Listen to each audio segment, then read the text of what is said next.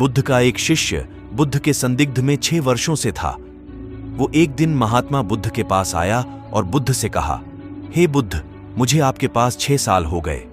मेरे बाद कितने शिष्य आए, उन्हें आपने इस बीच किसी एक दिशा में ज्ञान देने के लिए भेजा, लेकिन मुझे अभी तक नहीं भेजा। क्या मुझे अभी तक बुद्धत्व प्राप्त नहीं हुआ? बुद्ध मुस्कुराए और बोले, यह तो तुम्हें खुद समझना होगा कि तुम्हें बुद्धत्व प्राप्त हुआ है या नहीं। शिष्य बोला, हे बुद्ध, आपने मुझे इन 6 सालों में जो भी उपदेश दिया, मुझे वो सब याद है। आपकी बताई एक एक बात मुझे याद है। आप मुझसे पूछ सकते हैं, मैं आपको हर उत्तर देने के लिए सक्षम हूं। आप मुझे एक मौका तो दे ताकि मैं किसी भी दिशा में जाकर लोगों को आपके ज्ञान के बारे में भी बता सकूं। बुद्ध ने कहा, ज्ञान की बातों को याद रखने से कुछ नहीं होता। जब तक आप उसे अपने आचरण में ना लाओ, जब तक आप किसी भी चीज को अपने आचरण में नहीं लाओगे, तब तक आप दूसरों को नहीं कह सकते कि वो उसे अपने आचरण में लेकर आए। शिष्य ने कहा, जो भी हो, कृपया आप मुझे एक मौका दें। आप मुझ पर भरोसा रखें। मैं सभी को अपने ज्ञान से प्रभावित कर सकता हूं। मैं लोगों को ऐसी बातें बता सकता हूं जिससे उनके जीवन में शांति आएगी और वो शांतिपूर्ण अपना जीवन जी सकेंगे। बुद्ध ने कहा, अभी तुम तैयार नहीं हो। जब तुम तैयार हो जाओगे, मैं तुम्हें खुद सही मार्ग पर जाने के लिए कहूंगा। शिष्य ने कहा, क्यों बुद्ध, आपने मुझे इन 6 वर्षों में इतना भी ज्ञान नहीं दिया जिससे मैं लोगों को प्रभावित कर सकूं। बुद्ध ने कहा, ठीक है, तुम पूर्व दिशा की तरफ जाओ। वहां तुम्हें एक गांव मिलेगा, उससे तुम भिक्षा मांग कर लाओ और वहां के लोगों को अपने ज्ञान से मदद करना। कल सुबह तुम वहां अकेले जाना और शाम को आकर मुझे बताना तुमने कैसे वहां के लोगों की मदद की।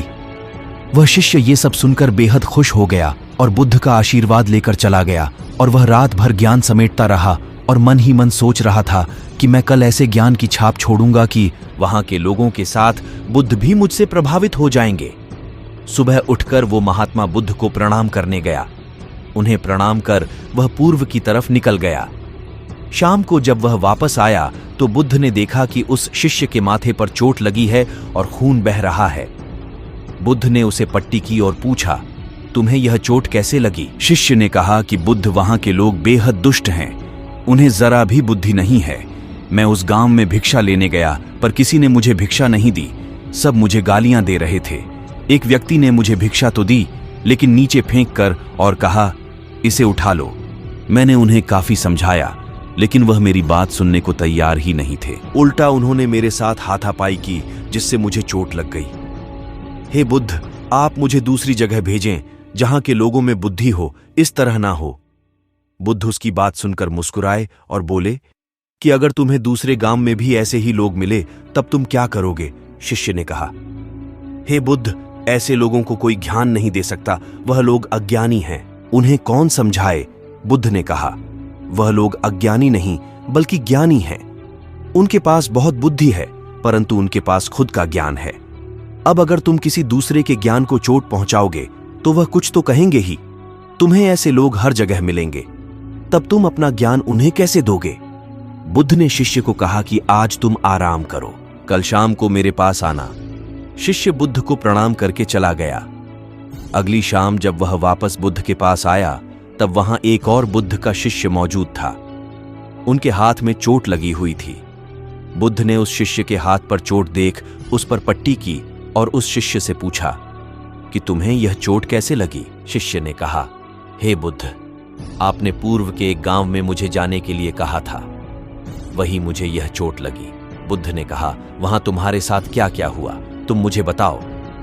शिष्य ने कहा, हे बुद्ध, वहां पर मैंने सबसे भिक्षा मांगी, लेकिन किसी ने मुझे भिक्षा नहीं दी। एक व्यक्ति जिसने भिक्षा दी थी, उसने भी वह मुझे जमीन पर फेंक कर दी और कहा, उसे उठा लो। मैंने चुपचाप उसे उठाकर अपने पात्र में रख लिया और उसे कल्याण का आशीर्वाद दिया। तब उस व्यक्ति ने मुझसे कहा, आप बड़े ही अजीब व्यक्ति हो, मैं आपका अपमान कर रहा हूं और आप मुझे आशीर्वाद दे रहे हैं। मैंने उनसे कहा कि आप धनी हैं, आपने मुझे दान दिया है, इसलिए मैं आपको आशीर्वाद दे रहा हूं। फिर वहां से मैं आगे गया तो कुछ लोगों ने मुझे वहां से जाने के लिए कहा। उन्होंने मुझे कुछ अपशब्द कहे और मुझ पर कुछ पत्थर फेंके, जिससे मुझे चोट लग गई। जब मैं वापस आ रहा था तब मैंने एक मां को रोते हुए देखा। वह अपने बीमार बच्चे को लेकर चिंतित थी। मैं तुरंत जंगल से जाकर उसके लिए जड़ी बूटी ले आया, लेकिन वहां के लोग मुझे जड़ी बूटी देने नहीं दे रहे थे। फिर मैंने उनसे विनती की कि वह मुझे उस बच्चे का इलाज करने दें। उसके बाद वो जैसा कहेंगे मैं ठीक वैसा ही करूंगा। फिर जिस व्यक्ति ने मुझे भिक्षा दी थी उसने गांव वालों को समझाया, तब उन्होंने मुझे उस बच्चे को जड़ी बूटी लगाने दी।